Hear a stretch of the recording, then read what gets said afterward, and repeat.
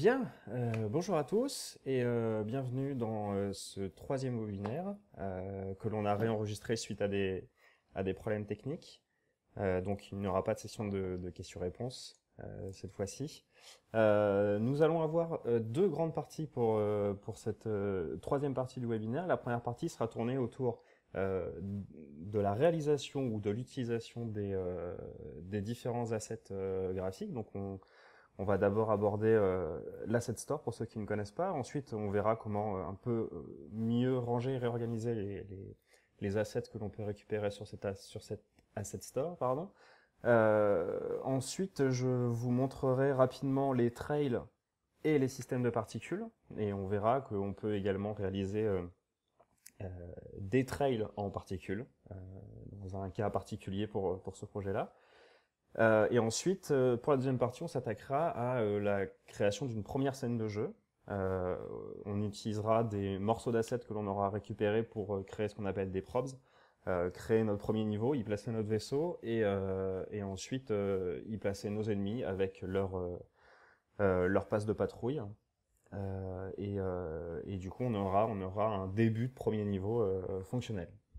Donc, pour commencer cette première partie, pour l'Asset Store, donc ceux qui ne connaissent pas l'Asset Store, en fait, c'est un site web que Unity a mis en place pour permettre aux créateurs de la communauté de faire partager, gratuitement ou non, bien sûr, du contenu qui est prêt à être utilisé dans Unity. Donc ça va aussi bien des modèles 3D, aux fichiers de son, des scènes complètes, des jeux même complets, des scripts éditeurs, des shaders. Et,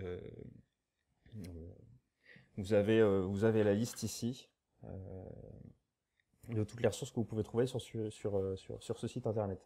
Alors, l'Asset Store est accessible en ligne, mais il est également accessible directement depuis Unity dans le menu Window. Vous avez Asset Store, CTRL 9 pour le raccourci.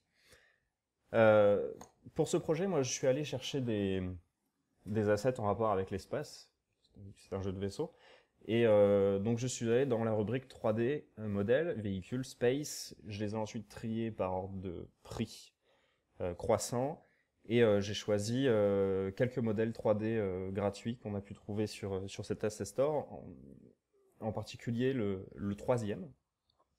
Et donc, en cliquant dessus, vous allez avoir une description de l'asset que vous avez choisi avec des screenshots, le contenu du package, et en dessous les reviews des personnes qui ont déjà utilisé cet asset-là. Pour l'utiliser, il suffit de cliquer sur le bouton qui normalement contient le prix. Là, vu que je l'ai déjà téléchargé, il me propose de le réimporter. Il a été mis en cache, sur ma machine. Et ensuite, il est directement ajouté à votre projet.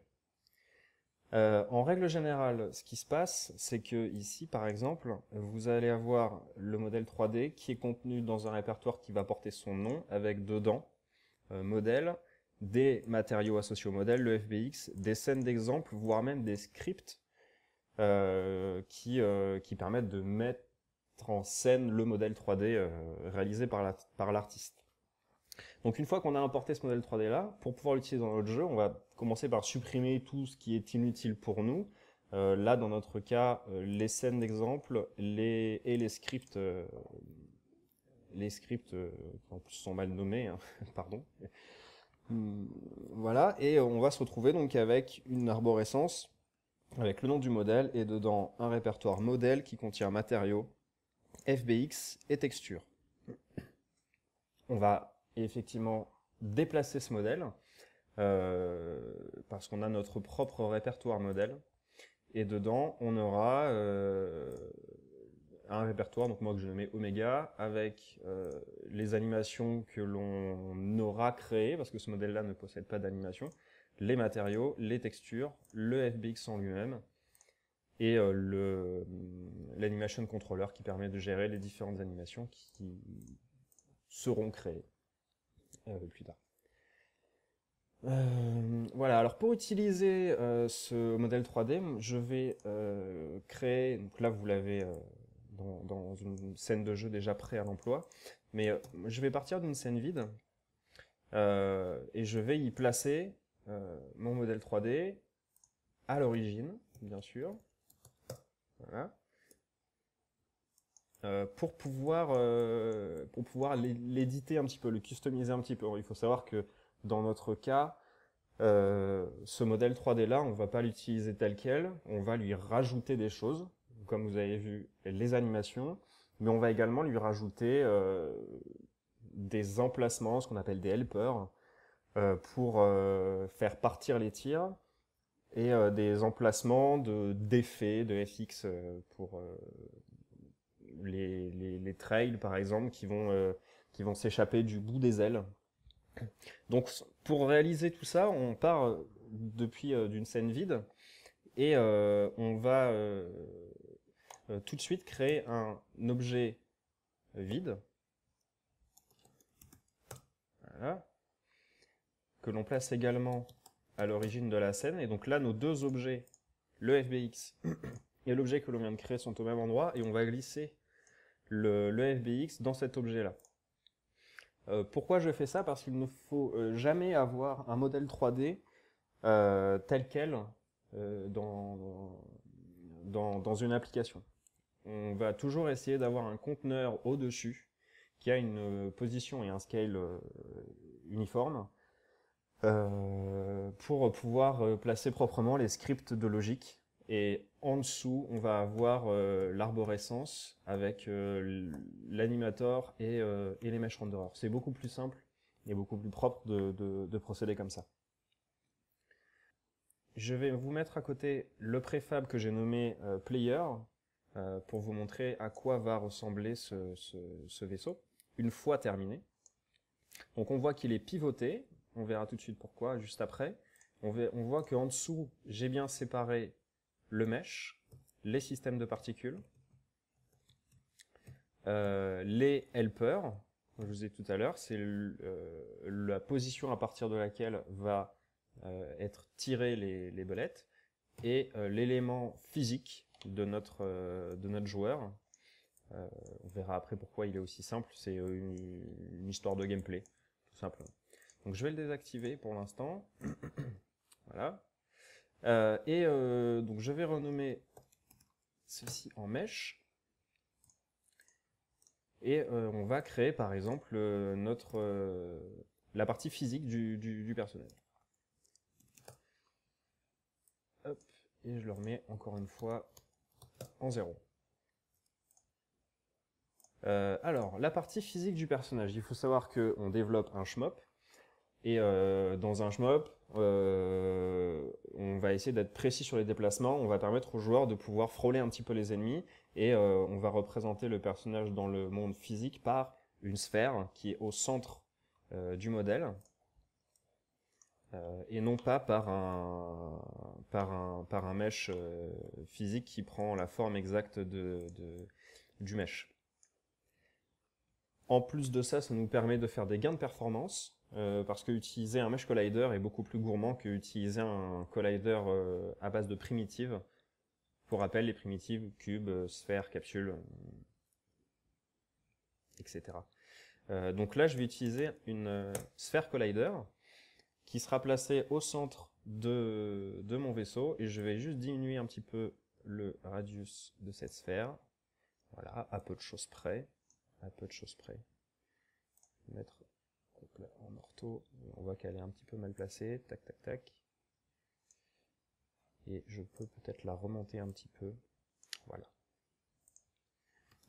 On préfère toujours avoir des valeurs simples. Quand on est en 0.14, on passe en 0.15, ça fait jamais de mal. Voilà. Ensuite, notre jeu ne se déroule pas sur le bon axe par rapport à ce modèle 3D. Ce modèle 3D est aligné avec la pointe avant vers l'axe Z. L'axe Z est la profondeur. Et nous, notre jeu va se dérouler en scrolling horizontal le long de l'axe X, donc de gauche à droite. Donc pour éviter de se tromper, on essaye toujours d'avoir une cohérence dans ce repère. Et donc, on va tout simplement faire pivoter notre mèche sur l'axe Y. Voilà, pas de 900 mais de 90 degrés. Donc, comme ça, il sera bien aligné avec notre scène de jeu, et là je peux voir qu'avec ma caméra il est bien aligné. Ensuite, on va rajouter quelques effets à ce vaisseau. On va rajouter des lignes qui partent du bout de ses ailes.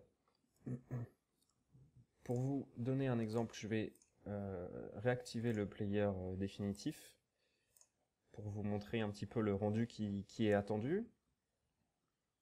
Le temps qu'Unity se lance, voilà.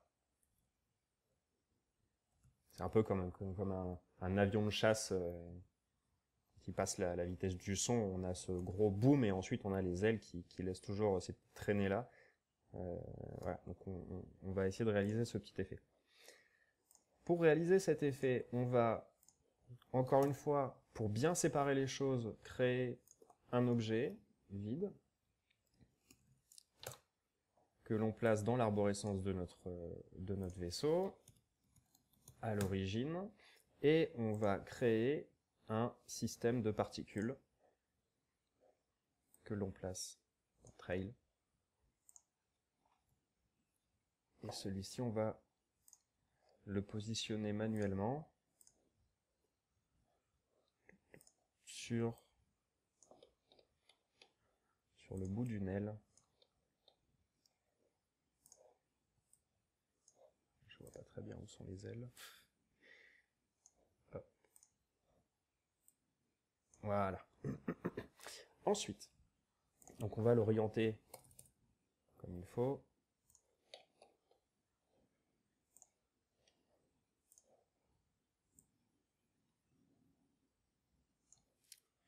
Voilà.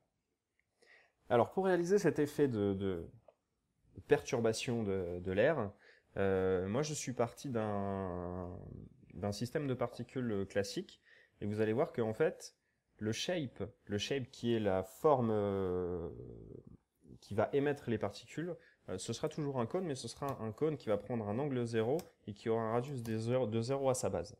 Donc vous allez comme ça avoir cette ligne de particules. Et ensuite, tout simplement, au niveau du renderer, je vais modifier le render mode et je vais pas rester en billboard, mais je vais mettre en billboard stretch. Ça veut dire que les particules vont avoir une taille qui va dépendre de leur vitesse, donc elles vont s'allonger. Si je passe en wireframe, c'est pas flagrant, mais on voit qu'elles n'ont pas la même taille en fonction de leur vitesse. Si je prends les particules que j'ai réalisées ici, par exemple, vous pouvez voir qu'on est en stretch billboard.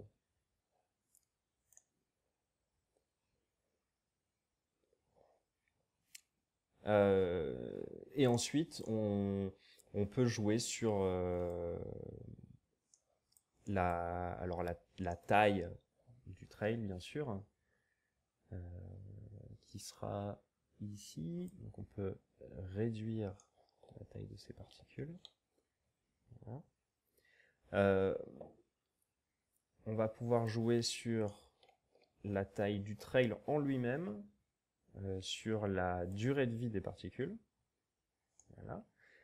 Et ensuite, on a cette option Color over Lifetime que l'on peut activer et qui va nous permettre de les faire disparaître petit à petit sur la fin. Donc on leur demande d'avoir une couleur qui va du blanc complètement opaque à un alpha 0. Donc on a tout ce dégradé qui va vers la transparence. Et donc on va avoir ce trail qui disparaît petit à petit. Là, si je lance la scène, hop, alors il n'est pas parfait bien sûr, hein, mais oups, pas le mesh en lui-même, mais tout l'objet. On voit que le système de particules suit l'objet parent. Et nous, on aimerait que les particules, une fois émises, ne suivent plus l'objet parent pour faire cet effet de courbe. Donc ça, c'est une option qu'il y a dans le système de particules. Il faut tout simplement choisir Simulation Space. On va le mettre en Word. Comme ça, toutes les positions des particules seront calculées par rapport au repère du monde et non par rapport au repère du parent. Et donc comme ça, on va bien avoir cet effet de vague lorsque l'avion va bouger. Alors, je vais peut-être pas vous refaire tout le paramétrage de cet effet-là. Vous avez grosso merdo compris le principe. Mais une fois que vous avez réalisé ce système de particules, vous le dupliquez pour chaque morceau d'aile. Et ensuite, l'objet final, vous allez pouvoir en créer un préfab pour pouvoir le réutiliser ensuite dans tous les niveaux. Et si jamais vous voulez appliquer une modification à ce personnage, il sera automatiquement répercuté via le préfab sur toutes les scènes qui utilisent cet objet. Le helper, que je m'y retrouve, je suis à l'envers, voilà. Le helper, il nous sera utile pour un script un petit peu plus tard, pour savoir à partir de quel endroit les missiles vont devoir partir. Et donc le helper, c'est tout simple. Au cas où, si on en a besoin de plusieurs, on va créer un objet vide, toujours encore une fois dans le route de notre vaisseau Oméga, et on va ensuite toujours un objet vide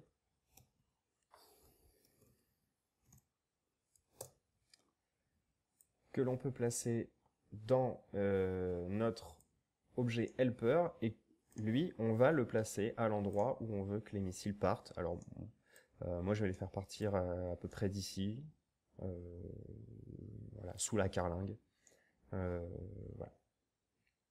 Et donc, une fois que cet objet est créé, on a juste à faire un drag and drop dans le répertoire préfab pour en créer un préfab ensuite utilisable sur nos autres scènes. Donc là, je vais le supprimer également. Moi, je me suis déjà créé mon préfab player qui contient nos différents systèmes de particules, qui contient notre helper, la physique, qui est tournée convenablement, d'ailleurs qui est un peu trop tourné, 92, voilà, 90. Un apply, comme ça c'est répercuté partout. Et sur l'objet principal, on retrouve le script du player et l'animator que j'ai préféré placer au même endroit que le script player. Voilà. Ce script prend en paramètre les différents paramètres de vitesse, un préfab pour les tirs, et on retrouve notre helper ici, qui est l'endroit d'où vont partir les tirs. Alors, ces tirs, justement, ils sont ici. Donc, je ne suis pas allé chercher très très loin, là, par contre. C'est une sphère toute simple. On retrouve la même arborescence à l'intérieur, hein, un objet parent qui contient la logique. Donc là, un script qui va faire déplacer l'élément sur le bord, et le rigid body de la physique qui va pouvoir déclencher les actions de physique, les collisions, entre autres. Et en parent, le mesh, qui est une sphère toute simple, le collider qui est associé à ce mesh. Pour une sphère aussi simple, pas utile de faire un objet séparé, et un trail. Alors, qu'est-ce que c'est qu'un trail? Si on déplace l'objet, on va le voir tout de suite. Un trail, c'est un maillage qui est généré lorsque l'objet se déplace pour faire comme une queue de comète, tout simplement. Et si on lance, alors, elle va se déplacer très vite, voilà, mais ça fait une légère traînée, c'est comme si on avait un tir qui est un petit peu en cône et non pas une sphère toute simple. Alors le trail, Je crois que vous ne l'avez pas dans les menus des components, mais vous pouvez dans Add Component chercher Trail Renderer, voilà, et vous allez pouvoir ajouter un trail. Ce trail prend un matériau en paramètres. Ce matériau, en général, on utilise les shaders de particules. Ils ont le même comportement. Les couleurs du début à la fin du trail. Et là, c'est un petit peu comme les particules, c'est-à-dire qu'il a un vertex, donc un triangle, un maillage, une portion de maillage générée à une durée de vie. Donc ça permet de pouvoir paramétrer la longueur du trail en fonction de sa vitesse. Et ensuite, l'épaisseur du trail au début et à la fin. Donc là, il est légèrement plus gros au début, du coup, ça lui donne une forme de triangle. Voilà. Donc voilà pour notre player et pour notre projectile. Et maintenant, on va s'attaquer au décor.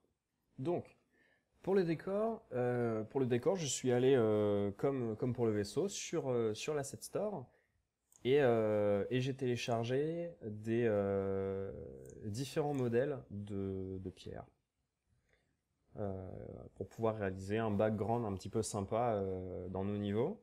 Et on va utiliser encore la même scène. D'ailleurs, on va sauvegarder tout de suite. C'est une scène que je vous recommande d'avoir dans tous vos projets. C'est une scène qui ne sert pas au jeu, mais voilà. Allez, enregistrer. Je vais vous montrer où. Ici, dans scène. Je l'appelle Prefabs. En fait, c'est une scène qui n'est pas utilisée dans le jeu à proprement parler, mais qui est utilisée pour pouvoir éditer tous les préfabs qui sont utilisés dans notre jeu. Voilà. Donc là, on a notre player, on va avoir notre projectile, et c'est dans cette scène que l'on va aussi réaliser les différents éléments de décor de notre jeu. Donc je vais tout simplement prendre mes rochers, toujours bonne pratique, dans un objet vide. On va le placer lui aussi en 0. Donc rock, hop, on le place au centre. Je vais le pivoter un petit peu. Voilà, donc la modélisation est faite, mais on va placer ces différents objets pour avoir des patterns un petit peu sympas à placer au fond de notre niveau.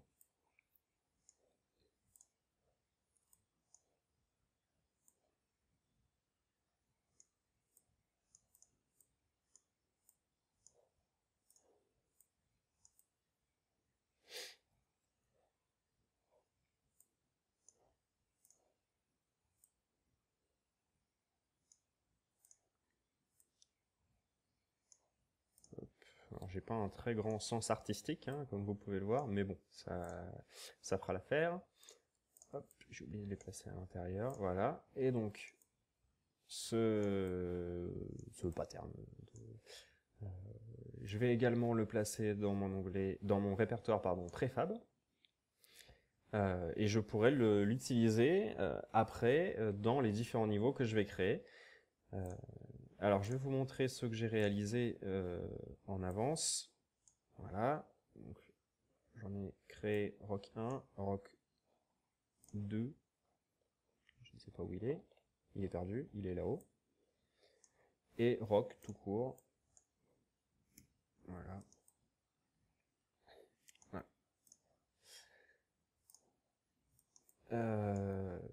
Donc ces différents éléments-là vont me servir à réaliser le décor de mon niveau par la suite. Et ensuite, je vais utiliser une petite astuce qui est très connue. Voilà. On va déjà rajouter une lumière, c'est vachement mieux. Ensuite, je vais choisir une couleur de fond pour mon jeu. Et ensuite, dans Edit, alors vous ne voyez pas les menus à l'écran, mais dans Edit, Render Settings, vous avez donc à droite l'inspecteur qui change d'apparence et qui vous montre les render settings, et on va pouvoir activer le fog. Et alors moi ce que je fais, c'est qu'en général, si j'ai un fond uni, je choisis la même couleur pour le fog, et donc là on voit que si on recule la caméra, les éléments vont se fondre dans le décor, et ça donne un meilleur effet de perspective pour tous ces objets.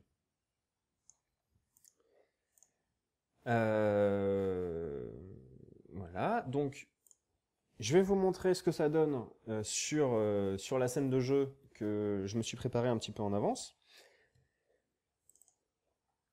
Je sauvegarde bien sûr, voilà.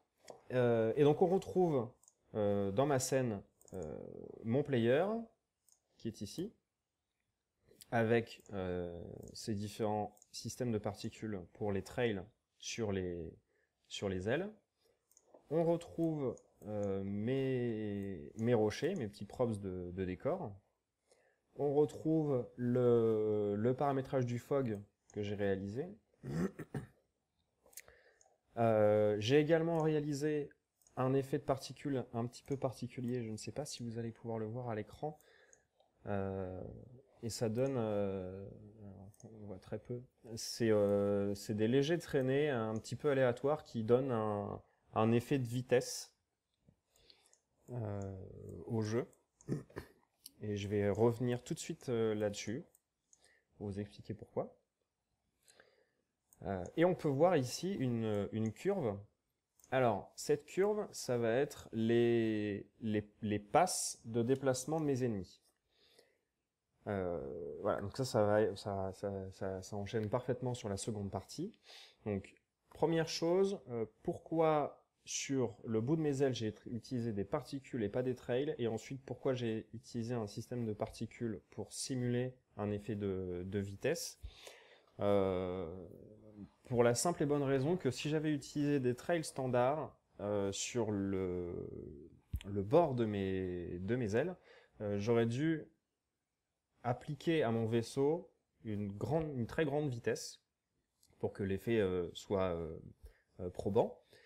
Et du coup, j'ai préféré, pour éviter d'avoir des imprécisions au niveau des déplacements des personnages et de devoir gérer des valeurs trop grandes au niveau des vitesses, d'avoir du coup des bugs de collision, par exemple, j'ai préféré avoir une vitesse réelle réduite et utiliser des petits tricks pour simuler un déplacement rapide. Et le trail ne me permet pas de donner une fausse vitesse de génération du maillage. Donc je l'ai fait à partir d'un système de particules. Et ensuite, cet effet de vitesse à l'écran permet de renforcer cette impression. Voilà. Donc là, par exemple, si on lance le jeu, on les voit très très peu. On les voit très très peu. Mais là, on a l'impression que le décor est extrêmement loin, que mon vaisseau avance à une certaine vitesse, et ces effets de trail voilà, accentue cet effet de vitesse, alors qu'en réalité, il va à une vitesse complètement gérable au niveau de la logique. Voilà, il est très très lent.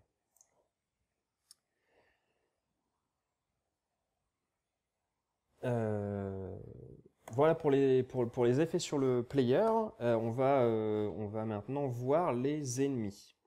Alors les ennemis, pour les inclure dans le niveau, j'ai créé un spawner.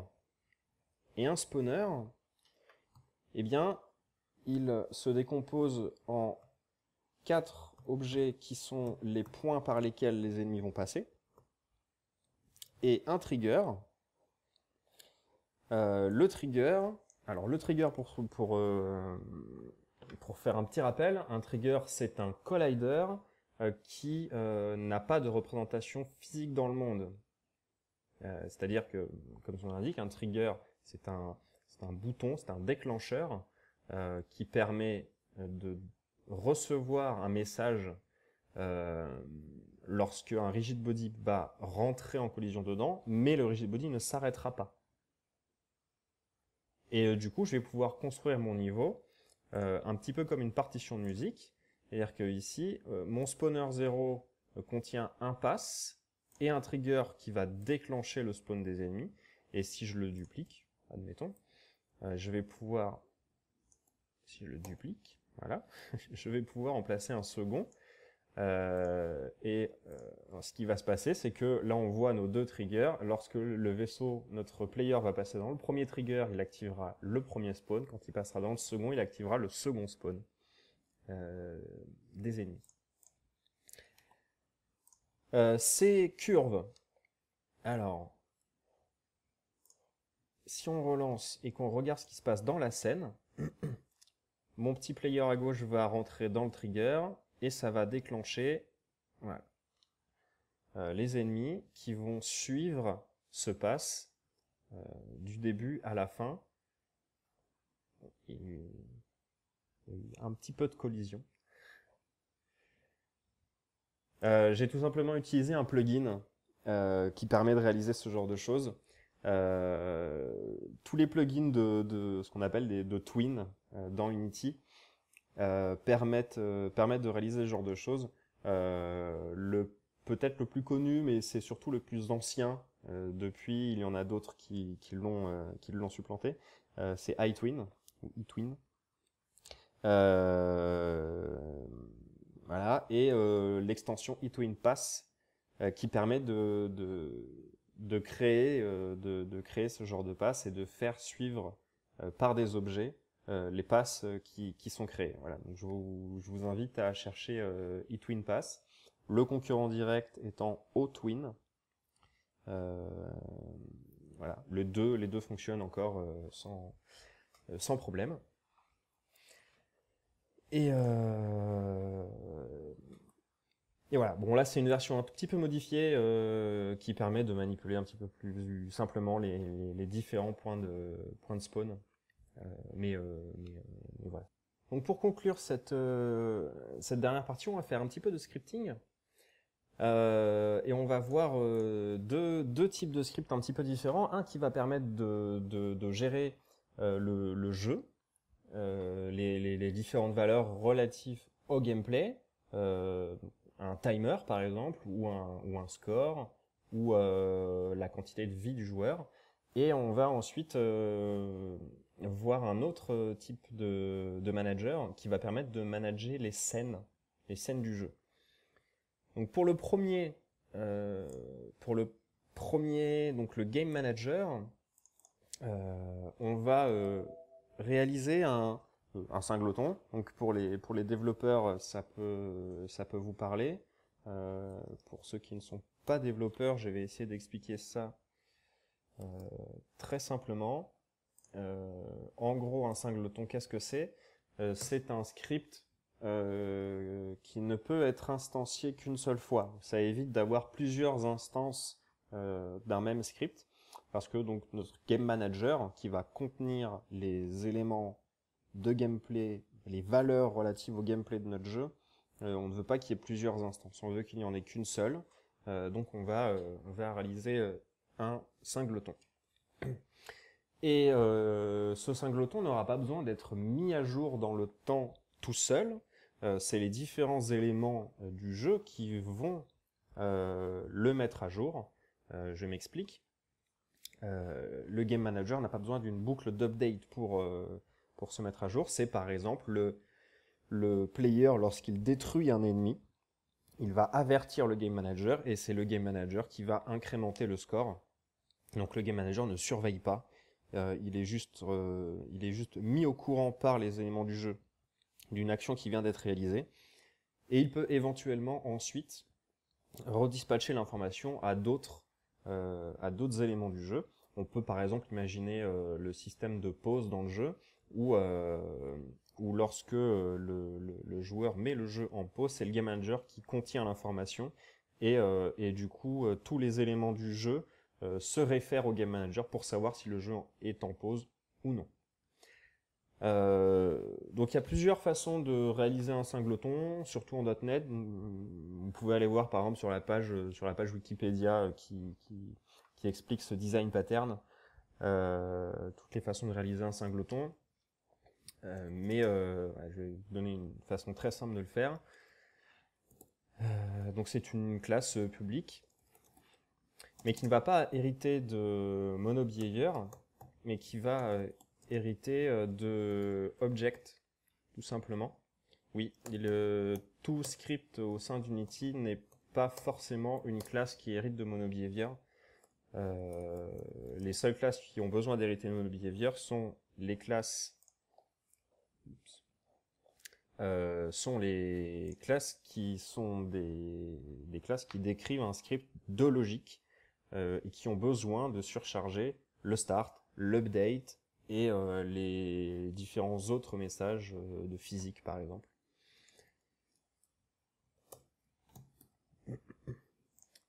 Alors, donc pour faire un singleton, il faut d'abord rendre privé le constructeur pour empêcher l'instanciation directe de la classe.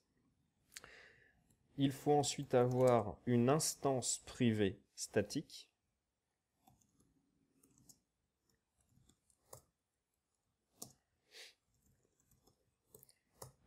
Et en .NET, on peut faire une property statique, toujours, dans laquelle on va déclarer que le get. Pour pouvoir faire un get instance, on ne veut pas pouvoir modifier, donc on ne fait pas de set, on fait juste un get instance. Et ce get instance va faire un return de l'instance, qui est contenu dans la variable privée juste au-dessus. Il faut vérifier une chose, c'est si cette instance est nulle ou pas. Si elle est nulle, c'est qu'elle n'a jamais été demandée, donc elle n'existe pas, du coup il faut la créer. Donc si notre instance est nulle, on la crée. Voilà. Et si elle n'est pas nulle, elle existe déjà, on la retourne. Si elle est nulle, on la crée et on la retourne. Et donc ce code-là nous assure d'avoir une seule et même instance du Game Manager tout le temps, quoi qu'il arrive. Et pour pouvoir l'utiliser, admettons, je fais une méthode de Toto quelque part dans mon code, je vais pouvoir faire Game Manager.instance majuscule, et ensuite, si par exemple dans mon Game Manager, j'ai une variable float qui contient le score, je vais pouvoir accéder au score de cette façon, si je veux l'incrémenter par exemple. Instantiate. Hop là. Voilà. Ça permet d'avoir vraiment des variables qui sont accessibles n'importe où dans notre code sans être obligé d'avoir en référence un script, une classe, un objet ou quoi que ce soit. Donc ça c'est pour le singleton pour une classe qui n'a pas besoin d'être mis à jour, qui n'a pas besoin d'hériter de monobehavior. Donc c'est bien le cas de notre Game Manager. Là vous avez un exemple avec score et life en public. Pour notre scene manager maintenant, donc pour notre scene manager, là on va avoir besoin d'hériter de monobehavior. Pourquoi? Eh bien parce que tout simplement on va vouloir... Hop, je vais la créer tout de suite.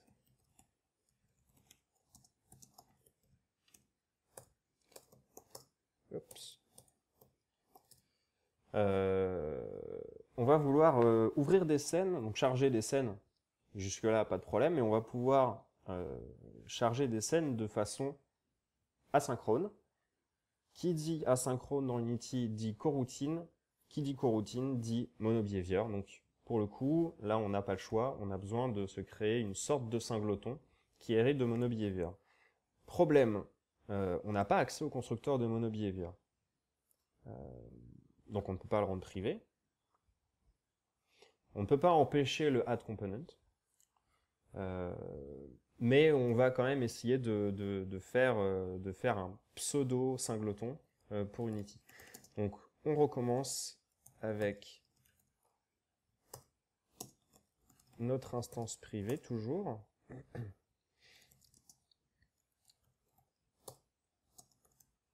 Et notre property get qui va faire un retour de notre instance. Et là, si notre instance est nulle, eh bien, si notre instance est nulle, on ne peut pas faire de new sur notre SceneManager parce que c'est un MonoBehavior justement. On va donc devoir créer un GameObject et ajouter à ce GameObject notre script SceneManager. Et ça, on peut le faire en script sans problème. Oups. On peut lui donner le nom de notre manager qui est contenu sur ce GameObject, décidément. Et ensuite, notre instance privée reçoit le retour du add component SceneManager. Problème. Donc là, on va pouvoir accéder de n'importe où, encore une fois, à notre script SceneManager. Par exemple, comme tout à l'heure, si je crée une méthode Toto quelque part dans mon code, je vais pouvoir faire SceneManager, public et privé en statique, j'ai oublié. Voilà. Et point, on va se créer une méthode publique loadScene, par exemple. Et donc ici, je vais pouvoir appeler loadScene comme je veux. Par contre, on aimerait, par exemple, pouvoir paramétrer dans l'inspecteur des variables de notre SceneManager. Malheureusement, pour pouvoir paramétrer des variables dans notre SceneManager, on doit créer un GameObject dans notre scène, y mettre manuellement le script dessus pour pouvoir changer ses valeurs. Et ensuite, si on y accède comme ceci, qu'est-ce qui va se passer? Eh bien ici, il va voir que notre instance privée ici est nulle, parce qu'il n'y a aucune référence au script qui est déjà présent sur la scène, et il va donc créer un second SceneManager. Donc pour parer à ça, on va d'abord tenter de chercher dans la scène s'il y a déjà un objet qui contient un script de type SceneManager. Et si après ça, cette instance est toujours nulle, eh bien on le crée.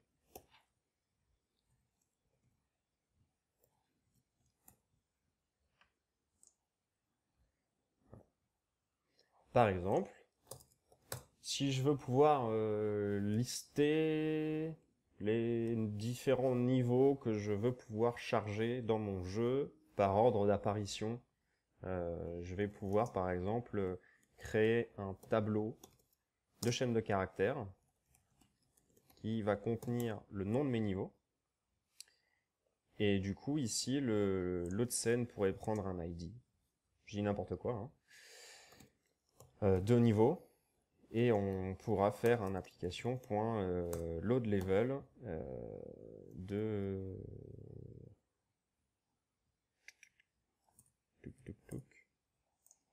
Comment je l'ai appelé? Level name. Voilà.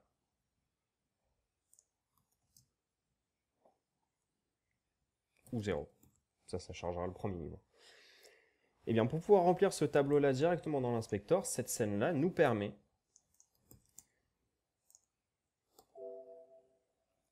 ici ah oui. Alors du coup, mes anciens codes ne fonctionnent plus. C'est pas grave.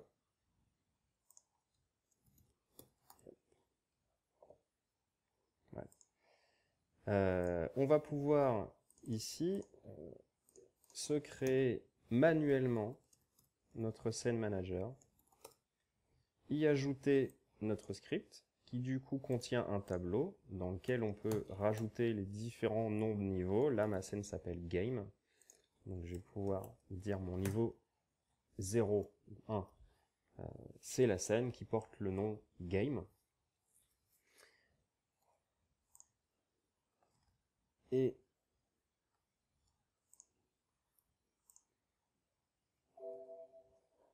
dans mon scène manager, lorsque j'appellerai pour la première fois instance, l'instance il verra qu'elle est nulle, il va la chercher dans la scène, là il la trouvera, et du coup il retournera bien l'objet placé manuellement sur la scène, et on pourra faire un load scène avec un ID en paramètre.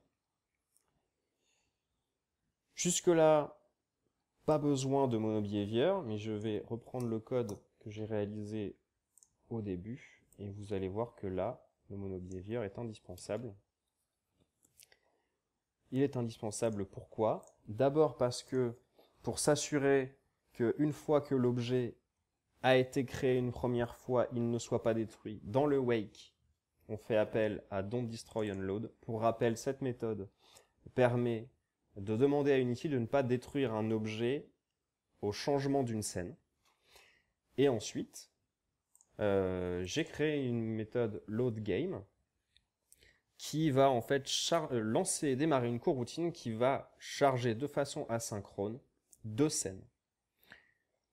La scène de mon jeu et une autre scène qui contient à part la GUI de mon jeu. Donc nous avons un load asynchrone et ensuite un load asynchrone additif. Ce qui permet de pouvoir travailler séparément les scènes de jeu et la GUI et de ne pas être obligé de recoller la GUI dans toutes les scènes de jeu que l'on va réaliser. Voilà. La mise en place de cette technique sera vue dans la prochaine session et on vous montrera également comment réaliser un petit menu. Un petit menu tout simple, je vais pouvoir vous les montrer là tout de suite. Voilà. Et une GUI de jeu, toute bête. Ici et ici. Et donc là, ça passera par les managers lorsque je suis dans le menu et que je presse Enter. Si ça marche, j'ai commenté mon code. Je vais le décommenter tout de suite.